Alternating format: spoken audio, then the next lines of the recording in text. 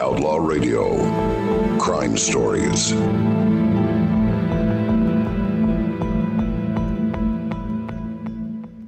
All right, ladies and gentlemen, this edition of Outlaw Radio Crime. Since I had one of these segments, I want to welcome back Mike Weiss of LMS Tactical to the show. Mike, how you doing, brother? Yeah, I'm doing good, brother. Let me know if you can hear me. Would this sound okay? Sounds good. I'm going to adjust the volume a little bit on my side there. Maybe help out Okay. help out a little bit there. All Yeah, right. good. Well, hey, listen, it's good to be back, brother. No, I appreciate the invite. Yeah, let's have Yes. some fun. Yes, absolutely. So there's a few subjects I want to tackle. Tackle a couple of little subjects before we get to the big one, of course. And Mike, I don't know if you saw the video of the Australian kid who is I don't know. He didn't even speak, so I don't know if he was talking about suicide or anything like that. But the fact of the matter is, bullying in schools, it's been going on for many generations, of course, long before even the 20th century, I'm sure. But it is a problem, and a problem that I feel is sometimes not addressed enough. And it's obviously, where do you lay the blame, of course? Because, like I said last week, that their idiot governor of California, Gavin Newsom, wants to basically cancel PE, physical education, because of bullying issues, which is utterly ridiculous. Because sharpening the body is just as much important as sharpening the mind with mathematics and English and all that good shit. However, parenting is an issue, obviously, in a case like this. And also, the a big problem, like I stated before, it's like a lot of schools won't lay a finger on their star quarterback because he's bringing in revenue for the school. So he's basically doing whatever he wants. And because of this type of bullshit, there are kids in school living in total misery. Overall, do you have an opinion on any of this? Well, I gotta confess, I'm not familiar with the case you're talking about in Australia. I have no idea about that, but I can tell you that growing up with, of course, I'm an old man now, but my hair used to be bright red, and when you grow up in Inglewood, California, with red hair, bullying is an everyday thing. So I know my way around being bullied.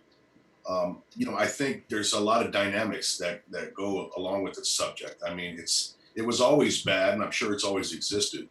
But with you've got such a amount of ways of bullying, such a large amount with the internet and social media, and kids are under a lot of pressure today. I think they're under probably more pressure than we were because they've lost a little bit of the eye to eye contact. When somebody says they have 15 friends now, these are friends that in all likelihood they've never seen face to face. I mean, they're talking about Facebook friends and so they don't have a lot of different skills in terms of dealing with that face to face conflict. And as far as the bullies go, I think you hit the nail on the head. It's a lot of it's parenting. I mean, I raised 7 kids, and 4 of those are boys, and that's just not something that I would stand for. I would nip that in the bud if that had been a problem. So there's a lot of responsibility I put on the parents for sure. Yeah, so the video that actually went viral, I saw on Twitter, and actually Jeffrey Dean Morgan, actor from The Walking Dead, of course, he even commented on it and said, "Hey, you got a friend here. We haven't met yet, but we're going to change that, blah blah blah," and just basically told him to keep his head up. This kid, I don't know how he's got to be between the ages of 5 and 7. Oh, Obviously, looks like he may have Down syndrome or whatever, and I mean, this is ridiculous. And parenting, obviously, it seems like discipline has become a crime in itself.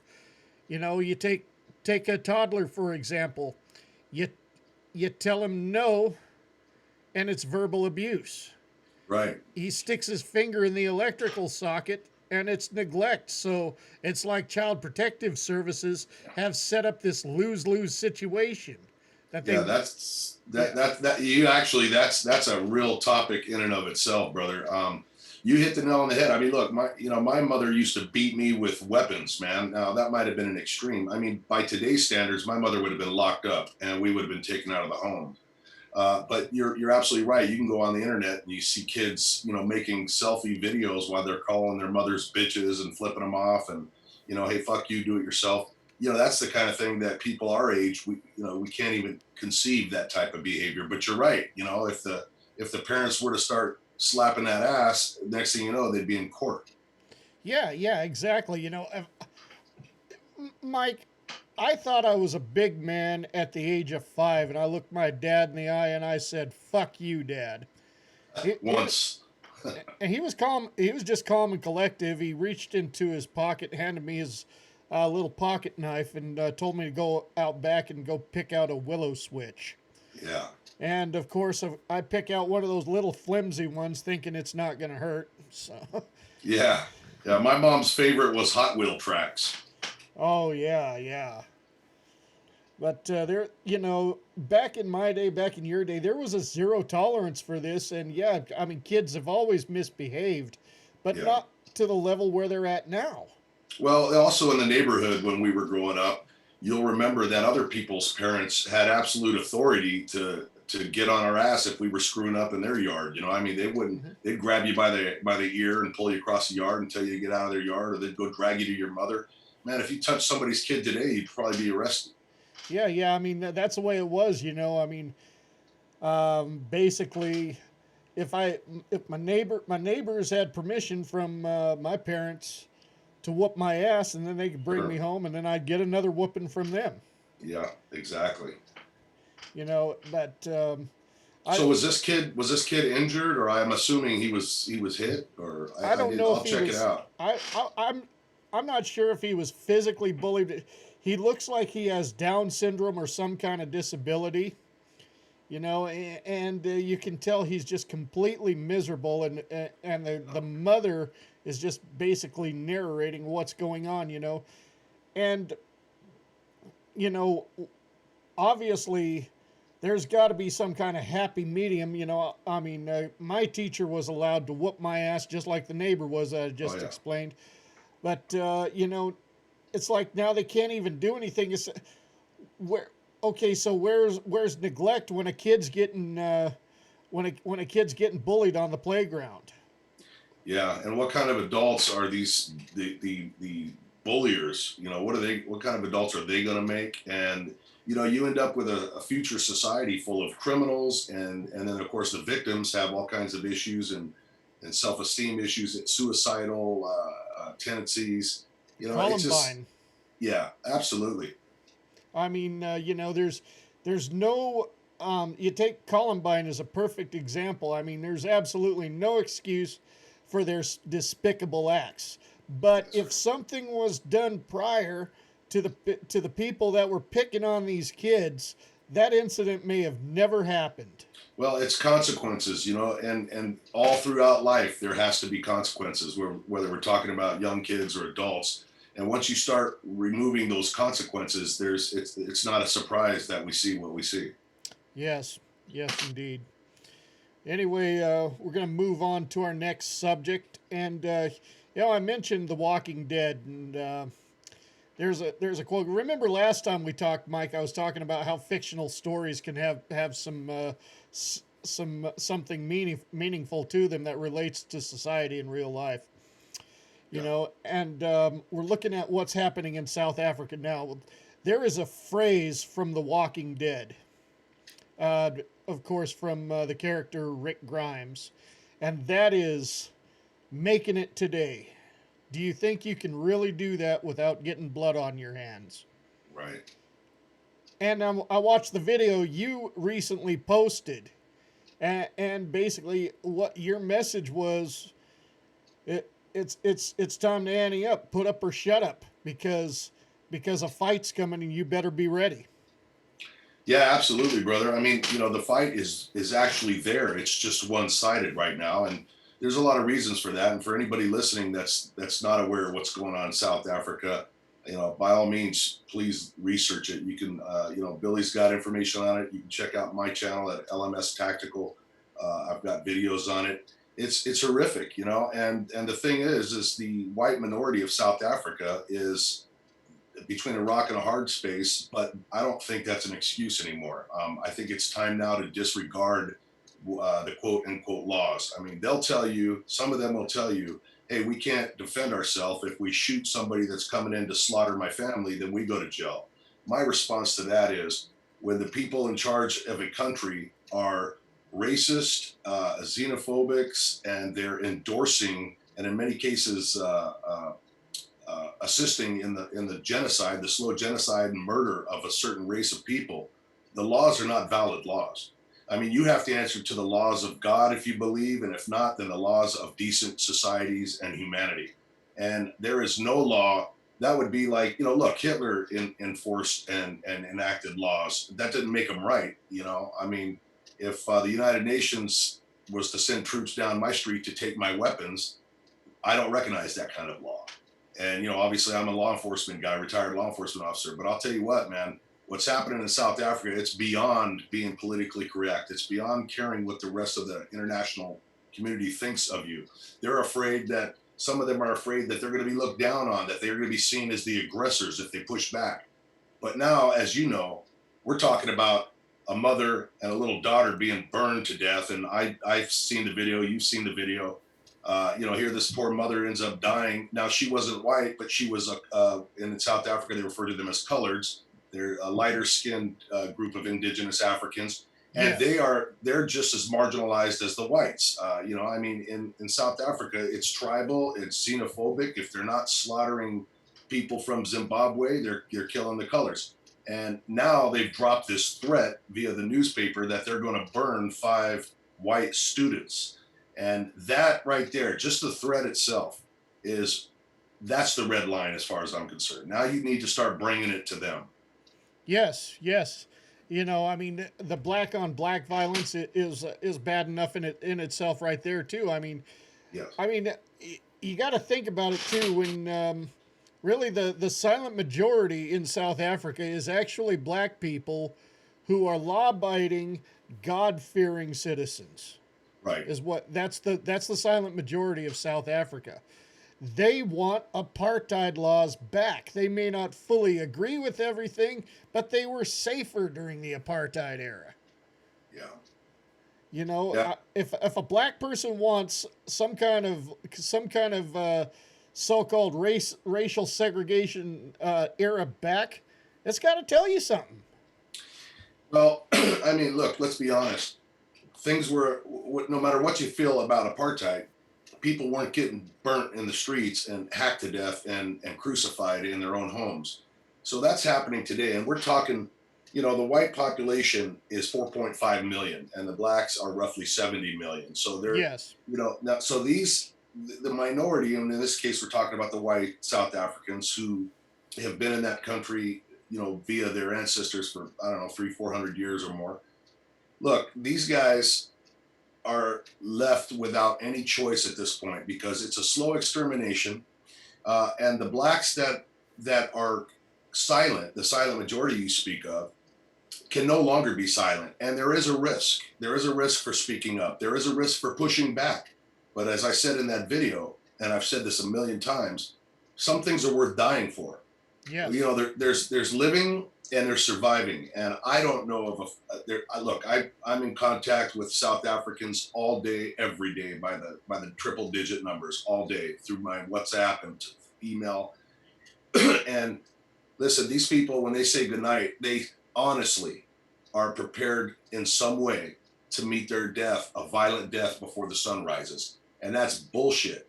I said that I would rather lose my friends and family fighting for their life than kneeling down and being hacked to death like sheep. I mean, that's in my world, that's an honorable death, fighting for your life. You got a right to live. I've got a right to live. They've got a right to live. and I'll be goddamned. And I know some people think, well, it's easy to talk from the safety of America. And to some extent that may be true, but look, reality is reality, no matter who says it. You know, and I'm saying that it is the time has passed where these psychopathic murder, I hate to say it, I'll bite my tongue. These murderous fucking demons. Yeah. They've been operating without any. There's been nothing pushing back against them. In other words, if you think of it from their perspective, it must be fun times for them. They can stroll around. They put spikes in the road. Wait till a car full of whites blow out their tires and come and rape and kill and torture. And that must be really fun because there's absolutely no repercussions whatsoever. They don't get in trouble by the law. If they do get arrested, they get released. So you know what? They need to start. You put them in fear. You let a few of them wake up and find some of their people laying there dead. And I'm not just talking random people. I'm talking get intelligence, find out who the hell killed this mother and daughter. It's easy to do. The Israelis have been doing it for years. We've been doing it. That's how we got that general in Iraq, the Iranian general. You find out, you pay people off. Hey man, here's $100,000. I want the address and the names of these cocksuckers that did that. And then you publicly crucify or hang or burn these motherfuckers and show the other criminals that this is what you can look forward to when you fuck with us. Yeah. I mean, you gotta do something. As John B. Wells said, you hurt them so badly that if they live through the experience, they become incontinent when they hear your name. Yeah, yeah, I love it. Yeah. I love it. And there may be somebody out there thinking, well, these guys are talking pretty brutal. But I would bet you that if somebody thinks that this is too much, this discussion is a little hardcore, I would venture to guess and bet that you're not aware of the kind of horrendous acts we're talking about. Now, look, I've seen people murdered day in and day out during the 80s and 90s when I was a cop in Los Angeles. I have stepped over so many bodies I could never count. But I'll tell you what, there's a difference between killing somebody and dragging the killing out for about 6 to 8 hours. That's what we're talking about here.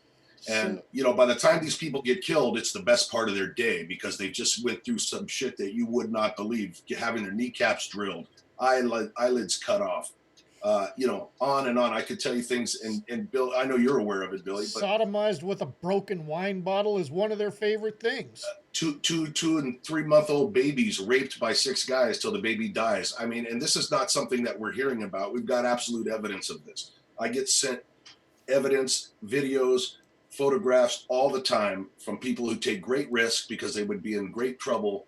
We're talking about a communist country over there who tries to control these guys and they don't want the truth out. You've got a dipshit ambassador over there, Lana Marks, who is absolutely worthless and starstruck and enjoying her new title. I don't know what, Trump, that's like the only mistake I can think of that Trump's made so far is putting that bitch in charge over there. But you've got, a government that walks around and tells everybody, hey man, it's everyday crime. It's no different than the black on black crime. And that's wrong. When you target somebody based on the color of their skin and you torture them, you don't even steal anything. You went to the house just to torture them. That is a genocide. Okay, so I mean, and they call it normal crime too. So let's talk about one of the videos that you and I both got. Okay, so even if this was a crime against a black person, and this sure the fuck wasn't no normal crime. We've heard about necklacing, and this was the second worst thing to necklacing that I ever saw was this person getting burned alive. And every time they try to get out of the fireplace, these assholes drag them back in. Yeah, by their hair. Yeah. Excuse me. Yeah, the worst part of that video, I mean, there's so many facets to it. I've seen people burned to death, but to watch, like you said, to see these two. Now, by the way, for the listeners, this was on the side of a busy highway. And the worst part was there was a uniformed cop standing right there. This is what's going on in South Africa. Now, when you got a guy with a badge and a gun who is mildly interested in these two people that are dragging somebody back into the flames as they scream and scratch and claw and kick, and you see their fucking skin boiling off, that is beyond anything I can. That violates every international law known to humanity, and yet this goes on all the time. This is not some anomaly. This goes on all the time. The mother and daughter were just burned the day before that, right in the middle of a soccer field in front of everybody. And nobody does a fucking thing. Nobody does a thing. It, I mean, the video was appalling enough, and also another video I saw that this is, and Simon Roche, if you know who he is, Yeah. he's the head of the Sidelanders. He sent me a video on WhatsApp. It was two black guys, just minded their own business, and you see, I don't know where the camera came from or whatever, but gun put to the side of their head, and their brains blown out right there, and of course they ransack the vehicle and steal what they can.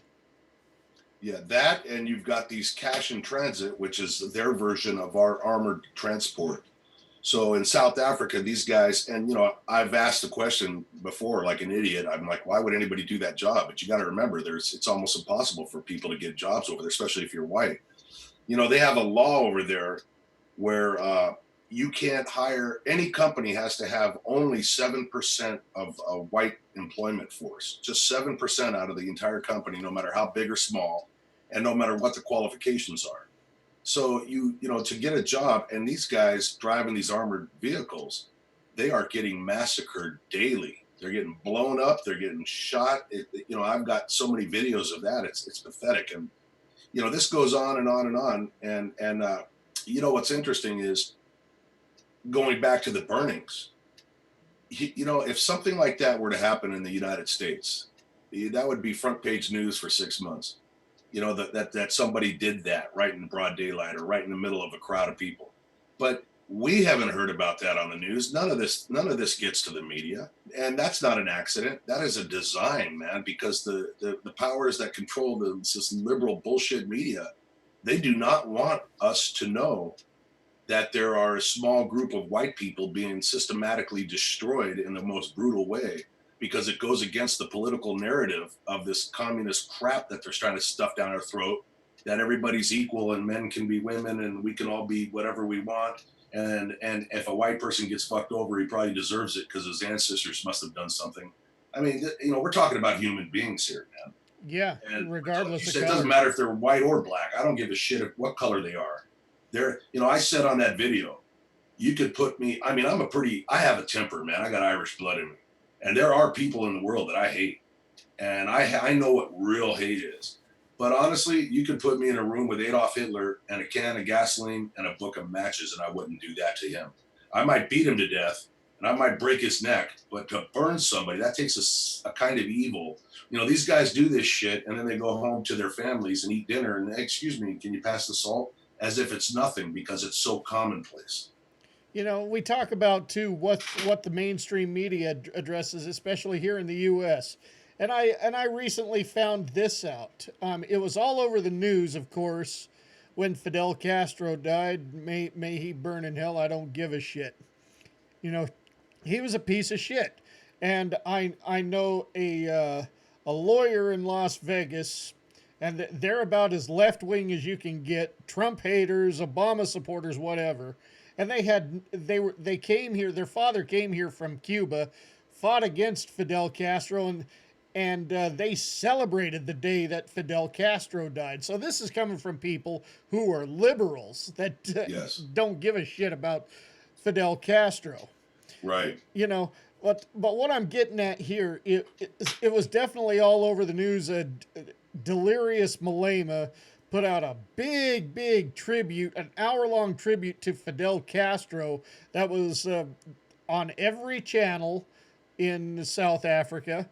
And of course, they didn't broadcast the whole thing here, but it made some bits and pieces on CNN and MSNBC as they're mourning Fidel Castro. Come on, who gives a shit? Yeah. There are more important things to talk about. Yeah. Well, these are the same people that, have teenage kids walking around with Che Guevara on their shirt, and they think that's cool. I mean, it's the world is in many ways it's turned upside down and inside out. But like I said, I mean, I've said this before. I'm not. I don't want to end any of these conversations with people thinking that I've thrown in the towel, because I certainly haven't. And I don't want anybody in South Africa to throw it in either. And this is my message to the South Africans that may be listening. You know, everything that requires great change requires great pains. Hmm. When a baby is born, there is a lot of kicking and bleeding and pain and misery, and at the end of it, you got a lot of blood, but there's something beautiful at the other side. And this is what's happened when we developed America. It happened during our Civil War. Uh, it happened with the South Africans when they fought the British. It happened at the Battle of Blood River. This is your time. This is your generation. Life and violence are not just black and white pictures in a history book, man.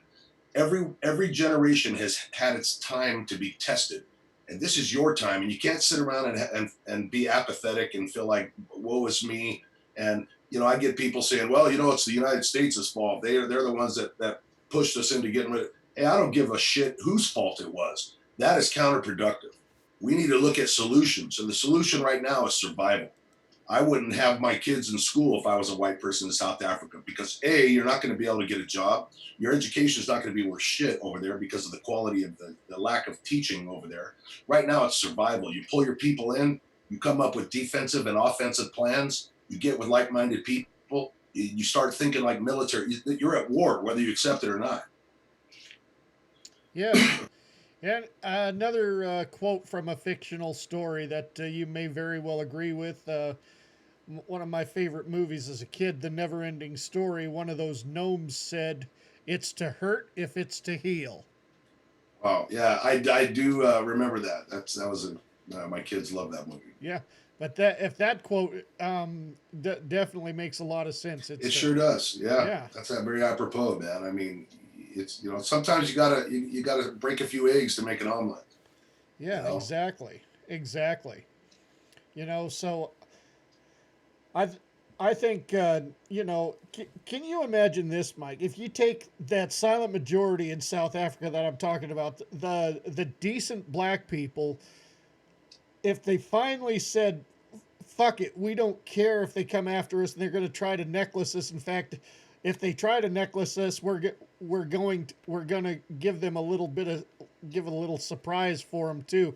We're gonna if we're gonna go down, we're gonna go down fighting. They actually, that silent majority, the good people, team up with the whites who are being oppressed there. Can you imagine what kind of difference that's going to make? I can guarantee you very few of them are going to get burned alive. well, no, it makes a big difference, and it goes even deeper than just this xenophobic murder shit that's going on. The economy is absolutely about a centimeter from the bottom. The rand is not worth shit anymore. They're suffering rolling blackouts, which they call load shedding. Yeah, it's a You know, bunch of bullshit there. the infrastructure is falling apart. The water is undrinkable. Period. It's just you cannot drink the water. So you're talking about a country that is imploding, and we've seen it happen in that on that continent many times before. We've seen it happen in Zimbabwe. South Africa and Africa in general has had its heydays where people were flooding over there to take these beautiful vacations along the Cape, and you know it was a gorgeous place. And we see what communism has done to it. Okay, and that's not that's just part and parcel with what happens when a country succumbs to that left wing liberal bullshit. Because communism is always the same. It's good if you're the rich guy at the top, and but that's it, because there is no middle. You're either at the top or you're at the bottom. So if they could get this, if they could come together and be more, if they could be united and realize that, hey man, this is our country, there might be a chance at salvaging it. And with what you say, there would have to be a uniting of like-minded people, regardless of color. Yes. What a lot of these violent blacks over there are literally conditioned, because they're too young, they didn't experience any of this apartheid shit, but they're conditioned by these older people that have spoon feeding them bullshit. They're conditioned to want payback. And you know what that's going to achieve? Nothing. You kill the farmers, you starve the country. I mean, that's just basic common sense, you know, and that's happened before. Yeah, absolutely. Absolutely. I mean, and we've seen too, I tend to call, I call capitalism the golden touch. I call communism the toilet touch, Yeah. I Yeah. mean, capitalism takes work, takes a lot of hard work, but use it right, and everything you touch turns to gold. Communism is the toilet touch. Everything it touches turns to shit. Well, and it's based on lies that are very well crafted to attract people who want something for nothing. I mean, the minute you drop the word free, you're going to attract a lot of people. You get a room full of 1,000 people and say, "Hey, there's something free outside." 900 of them are going to run out. They don't even give a shit what it is, and that's what you do. It's just like the communism here. The communists posing as liberals and Democrats in our country. Bernie If you Sanders. listen to what they say, it's all about free, free, free. You and I both know, because our parents or grandparents told us and taught us, there is no free lunch. Somebody's paying for something, period. But these guys, it's easy to attract a group of uneducated people that are not willing to go out and get righteous information by telling them, "Hey, man, it's like Hitler. You blame everything on one group. Hey, man, it's these white people. This is why we're having problems in South Africa." And then these simple-minded fucks running around with pitchforks killing the white people. But they're never better off for it. In the end, they end up losing. But they're too stupid to realize that. Oh yeah, yeah, yeah. It's already happened in Zimbabwe. I mean, and the right minded people, of course, pay. Once they tried to say something, they got, well, they got killed a little bit swifter in Zimbabwe. It wasn't quite as horrendous, but still, Yeah. they got killed. Yeah. Yeah, it's a very ugly situation. Many people think it's beyond saving. I mean, you've got different groups of South Africans. You've got South African whites that are fleeing. That I've got a family with me that I'm sponsoring now for almost a year here, and so many are leaving and fleeing to the Georgia, the former Soviet Union state of Georgia, Australia, the U.S., wherever they can go to get out of here or to get out of South Africa. You've got others that absolutely are going to stand their ground. These are the war fighters, man, the sheepdogs that ain't going nowhere, the old Boers. These guys ain't going to fucking back down, and they're ready to go. And then you've got the others that are either they don't have the funds or the will or the drive to pick one team or the other. And those are going to be the first ones to go. At this point, if leaving is not your desire or an option, then you better get with the group of people that understand the concept of hit and run tactics, because you're outnumbered. But you know what? Special forces operates in 12-man teams. A small group can wreak havoc on a much larger group a lot easier than a division of guys can that are stomping through the jungle like a fucking herd of elephants on a cracker patch. You sneak around, you blow this up here, you cut that dude's throat there, you take out the head of the snake there. This is the mindset that they've got to develop, and they need to do it yesterday. Yeah, yeah. That was the mindset that their ancestors had at the Battle of Blood River. That was the mindset that their ancestors had in the Anglo-Boer War against the British. You realize the British only had one tactic to win that war, and that was to cheat and put women and children in concentration camps. That was the only way they could gain an advantage in that war. Yeah, that's right. And Yeah. anyway, we are out of time. God, these things go by fast. Boy, they flew right by, didn't it? Yes. Hey, I'm not going to let you guys get off this time without hearing about my new podcast channel. And it's right now, it's on Podbean, but it's going to be on iTunes as soon as they approve it. And it's under the channel LMS Tactical Radio. So check that out on Podbean and get to YouTube and sign up on LMS Tactical on YouTube. And you can find it in the Outlaw Radio followers too. Outstanding. No, yeah, I always enjoy being on with you, brother, and I appreciate you bringing me back. Absolutely, absolutely. And I'm thinking too, because I had Jericho Green on last week. Thinking the time I have the both of you on is going to be November during election time. Ooh, there is no better time than that. Yeah, that's going to be. I'm looking forward to that. I'm sure you are as well. Oh, and Jericho said he's definitely down. Outstanding. Yes. I'm looking forward to it. All right. Once again, I want to thank you very much for your time here, and be looking forward to talking with you again for sure. All right, brother. Be safe, and prayers for South Africa. Absolutely. Yes.